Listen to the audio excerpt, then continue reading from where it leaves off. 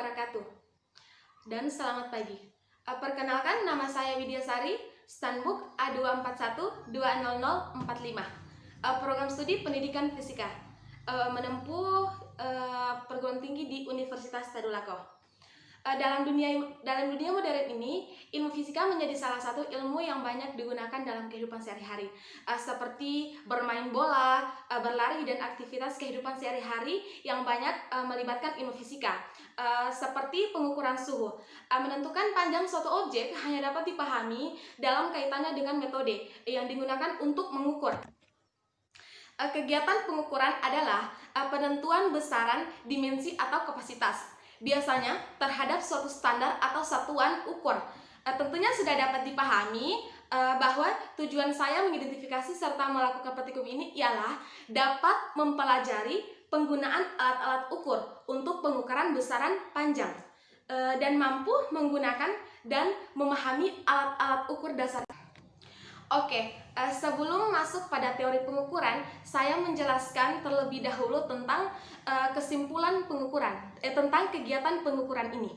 Kegiatan pengukuran merupakan proses yang penting dalam pembelajaran fisika dan merupakan hal yang paling mendasar, karena jika tidak mengetahui mengenai pengukuran, ilmu yang lainnya akan sulit untuk dipahami karena mengukur ialah dasarnya.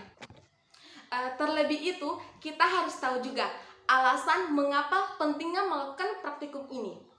Alasan mengapa pentingnya melakukan praktikum ini ialah agar praktikan dapat mengerti secara lebih mendalam bagaimana cara dan proses dalam melakukan dan menggunakan alat-alat ukur dengan benar, dan dapat mengetahui kesalahan-kesalahan apa saja dalam melakukan praktikum tersebut. Oke, sekarang kita masuk pada teori pengukuran.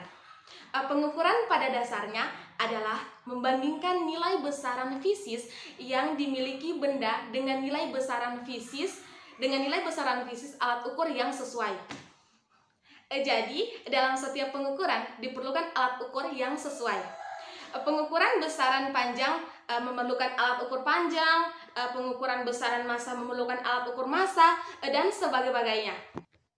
Jadi, alat-alat ukur yang digunakan dalam percobaan ini adalah jangka sorong, mistar, dan mikrometer sekrup. Dalam percobaan ini juga akan mengetahui fungsi dari alat-alat ukur tersebut yang akan dijelaskan nantinya. Tentunya dari setiap alat ukur yang digunakan memiliki perbedaan masing-masing, itu pastinya. Oke, alat ukur yang pertama dibahas pada percobaan ini ialah jangka sorong yang pertama. Alat ukur panjang yang lebih teliti adalah jangka sorong. Mengapa? Jangka sorong dapat mengukur hingga ketelitian 0,1 mm. Bahkan jangka sorong terbaru sekarang dapat mengukur hingga ketinggian 0,02 mm. Cara penggunaan jangka sorong ada yang mudah dan ada juga yang sulit. Jangka sorong jenis lama memiliki skala goresan pada bagian yang digeser.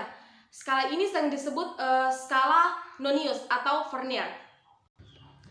Hal ini dinamakan Vernier karena Vernier ini adalah penemu dari jangka sorong tersebut. Ketika menentukan panjang benda, maka dua skala yang harus dibaca sekaligus. Jangka sorong terbaru yaitu jangka sorong digital. Jangka sorong ini sangat mudah penggunaannya. Mengapa? Karena panjang benda itu langsung tertera pada layar. Oke, yang kedua, mistar. Cara mengukur dengan mistar sangat sederhana, yaitu tempatkan satu ujung mistar tepat sejajar dengan salah satu ujung benda yang akan diukur.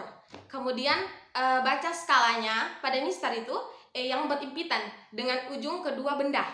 Skala tersebut mengungkapkan panjang benda yang diukur. Dan ini, saya akan menunjukkan, sebenarnya lebih bagusnya tuh mistar yang pendek ya, supaya agak lebih mudah.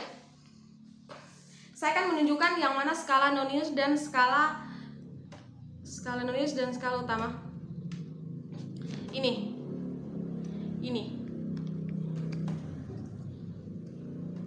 ya. Ini skala utama dan ini skala Nonius. Oke. Yang ketiga yaitu mikroskop.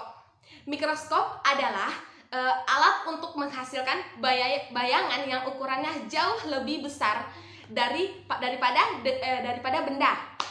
Dengan menggunakan mikroskop, maka kita dapat menentukan ukuran benda yang sangat kecil yang tidak sanggup lagi diukur. Dengan alat ukur konvensional saat ini sudah dapat mengukur ukuran bakteri, sel darah, virus dengan ketelitian tinggi menggunakan mikroskop ini. Oke, baiklah. Terkadang jika kita hanya berbicara teori, kita perlu bukti. Kita harus buktikan juga dengan praktek-praktek.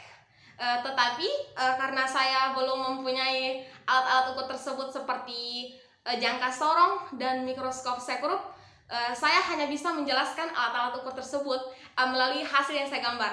Karena alhamdulillah saya bisa menggambar walaupun tidak bagus. Saya akan menunjukkan ini alat ukur jangka sorong. Saya akan menjelaskan. Ini yang pertama yaitu rahang atas. Ini rahang atas. Yang kedua rahang sorong atas. Ini yang kedua, ini rahang sorong atas. Yang ketiga tombol kunci.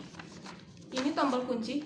Ini tombol kunci. Ya, ini yang ketiga tombol kunci. Yang keempat skala utama. Ini skala utamanya. Skala utamanya. Yang kelima itu skala nonius. Berada paling bawah ya. Skala nonius. Ya, skala nonius.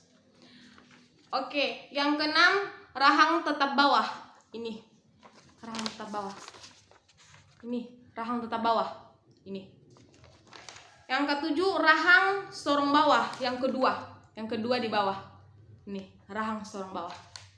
Oke, dan yang terakhir tangkai ukur kedalaman. Ini tangkai ukur kedalaman. Ini tangkai ukur kedalaman. Oke, yang kedua alat mikrometer sekrup. Ini minta maaf karena gambarnya kurang jelas. Yang pertama ini poros tetap. Ini poros tetap. Poros geser yang ini. Poros geser yang ini. Yang ketiga skala utama. Ya, skala utamanya berada di sini. Skala utama. Skala nonius. Ini skala nonius. Ya, ini skala nonius. Terus pemutar yang ini ya, pemutar. Terus reset ya, ini. Dan yang terakhir frame atau tulisannya tuh frame. Ini.